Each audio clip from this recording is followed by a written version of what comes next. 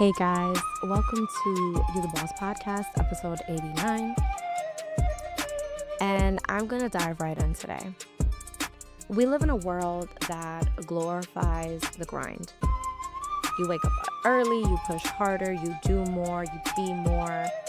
And while I believe that ambition can be powerful, there is a little bit of a quiet truth that people aren't talking about. You can be building your dream life and still feel emotionally exhausted while doing it. So, today we're going to talk about something real, something messy but necessary. And that's, how do you keep chasing your goals while also healing the parts of you that are still hurting? There is a myth, and that myth is, I'll do this when. I'll heal later. A lot of us operate with this mindset. We operate with, I'll deal with my emotions once I get this done. Once this week passes, things will slow down. I'll slow down after this season. I'll rest when I've made it. I'll rest when I get there. But here's the problem: healing doesn't wait for a convenient time. Healing doesn't wait for this week to be over, for things to slow down, for this season to pass. If anything, the faster you move without addressing what's underneath, the louder it gets. There's burnout, there's anxiety, depression, self doubt, overthinking, emotional shutdown. You cannot outrun yourself. And if you're constantly achieving and constantly pushing and not processing, you end up feeling empty in moments that we're supposed to feel fulfilling. This is something that is kind of very personal and prominent in my life. And that's because, if you're new here, my mom passed away in August of 2025, which at the time of the recording of this episode was about 9 months ago.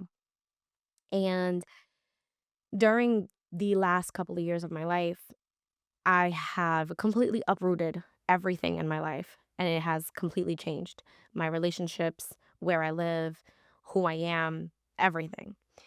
And very quickly, I caught on to understand that who I was navigating my life as is no longer the person that is needed in the present. And that is, some of that is around grief, some of that is around the healing, but also it is centered around the grind, the always being busy, the always going. And I want to discuss a little bit of that today because it's important. This month is Maternal Mental Health Month. And if you're a mom listening to this, that's very relevant. If you're not a mom listening to this, it's still very important for us to address not healing while we're moving. So let's discuss a little here about hustle culture versus human needs. I am an ambitious person. So if you're listening to this and you're like, please don't sit here and tell me that being ambitious is a sin, it's not. I'm just here to address what hustle culture is and how that is versus human needs. If this hits a little bit of a nerve, good. Tell me about it. I want you to tell me about it in the comments. I want you to message me. I want you to go on my YouTube, and I want you to give me that feedback. I want it to be like, ooh, that hit a nerve, because if the shoe fits, wear it. That's just the truth. Hustle culture teaches discipline. And that's such a great thing. I feel as though in a world where there is so much instant gratification, discipline is what propels us forward. But it often also ignores humanity. It tells you, keep going no matter what. Emotions are distractions. Don't sit in your, for lack of a better word, don't sit in your shitty diaper. You know, rest is a weakness. Pain is a weakness leaving the body. I probably could name them all, to be honest, because I've used them at some point in my life or another. But your body and your mind do not work like machines. And so that hustle culture teaches against that. It makes us want to react like machines. So when we start having these different reactions and we start realizing that we need to slow down or we need to pull back, we suddenly think there's something wrong with us. We suddenly think, oh no, I need help, I need this things. And not to say that, you guys know I'm an advocate for therapy, but it's not always centered only around that. Your body needs, to know that it's allowed to be ambitious and tired. It's okay to be driven and overwhelmed, focused and healing. Balancing growth and emotional health is not about doing less. It's just about doing things differently. Maybe the routine that you were able to function through 10 years ago just doesn't work for you anymore now because now you're just a different person. You're in a different body. And this can look very different. This can look like, you used to be the person that got up at 4 a.m. to get a workout in and get your day started because going to the gym is your thing. That is your therapy. You do enjoy it. But now, if you get up earlier, you also have children. You also have a spouse. You also have a very demanding job where you work 11 hours. So, getting up at 4 a.m. is kind of counterproductive. We're going to make this practical. We're going to make what healing while hustling actually looks like. Healing while hustling doesn't mean that you stop your life, it doesn't mean that you let go of your goals. It means that you move through life more intentionally. It looks like you check in on yourself daily, not just what do I need to get done, but how do I feel today? Let's acknowledge how we're feeling on a day to day basis. Number two, it's redefining productivity. Some days, showing up emotionally regulated is the win. Some days, resting is the productive. It is the, you know what, let me recharge. Number three, letting yourself feel without guilt. This one is this one is very centered around cultural things. It's centered around how we may have grown up, what we understand to be about rest. You don't need to earn your rest. You don't need to justify your emotions. You don't need to say, "Oh, this was my trigger." Sometimes you just wake up and the heaviness is heavier today than it was yesterday. Not because of anything in particular other than it just is. You don't need to justify that. You don't need to earn your rest. Number four, building habits to support your nervous system. This one is this is just the real of it. It's walking without your phone. It's journaling instead of bottling things up. It's saying no when something feels off. This isn't a weakness, this is sustainability. This is acknowledging that you have feelings, acknowledging that for you to move through these feelings, see, not move past them, but to move through them, it's acknowledging that for this to be sustainable for you, you need to acknowledge things as they are. This is really an important topic because, like I mentioned, I am in therapy and I have met a lot of different people through my grief journey presently that are navigating different forms of grief. And they are just suddenly in shock of how quickly we're expected to show back up to everything. If you're in the United States, I won't pretend to know the statistics, but I do know that a lot of jobs, they give you 3 days of bereavement, and then you're expected to go back to work, show up, and produce.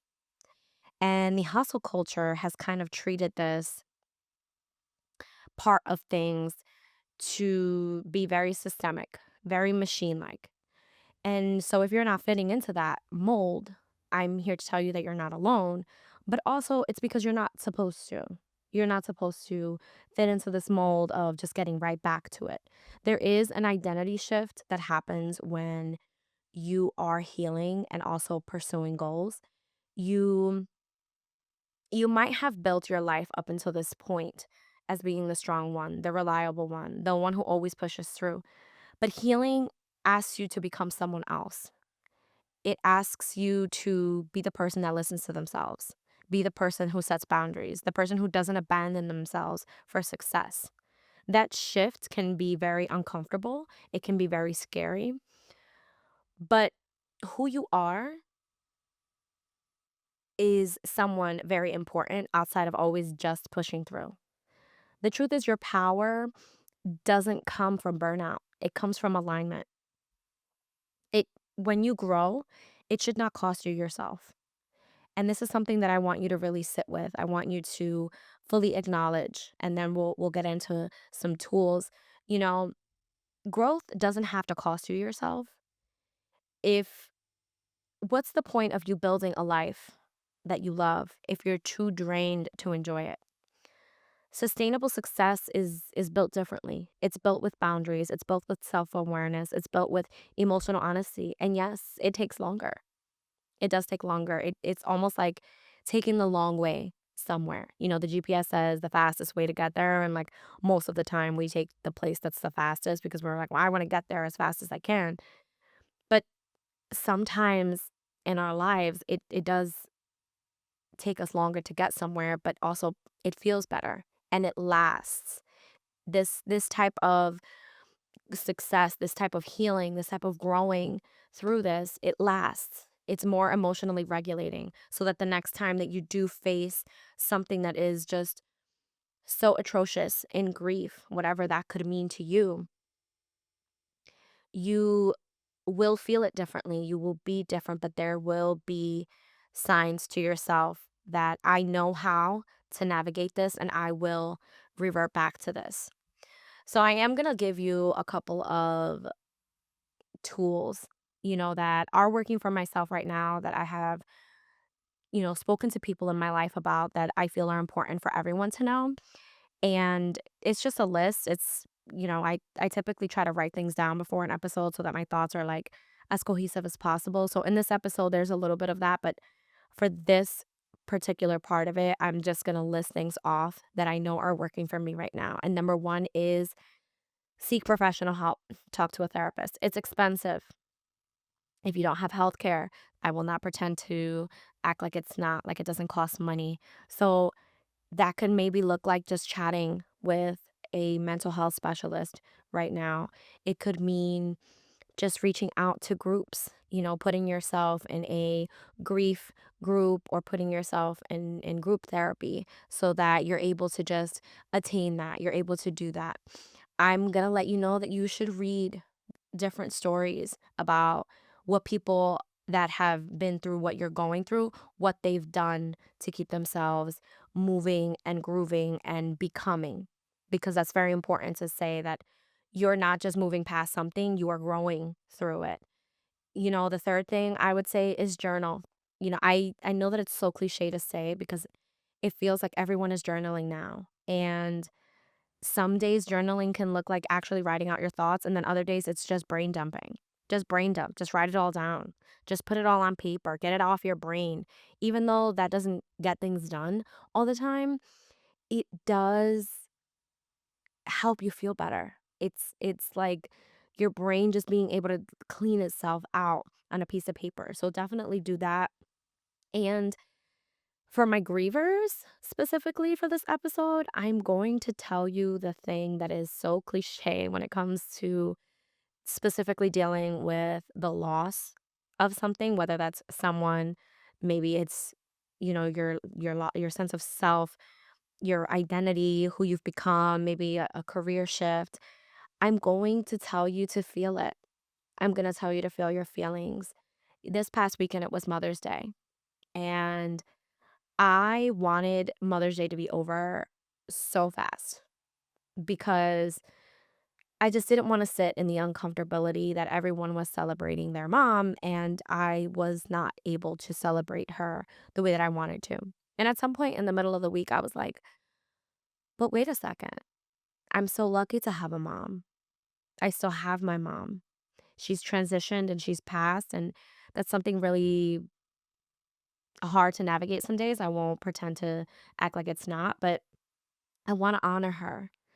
And so I made a kind of deal with myself that if I felt upset, if I felt, I still have things to do. I'm planning for my son's birthday party. I launched a different podcast. I'm in photography. I am doing things. I am hustling. And at the same time, some days it's just so hard to get through that. So I just made a deal with myself and I said, if you feel like crying, you should cry.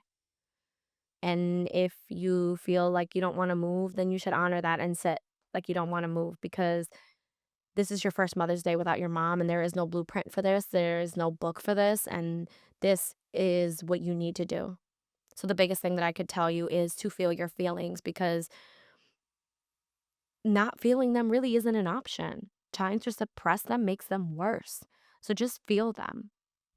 In closing, I want to say that if you're in a season where you're chasing big goals, maybe you just got a new job and you're in a different career set, but you're also dealing with internal battles. You're dealing with, different things that you need to heal through or you need to get through.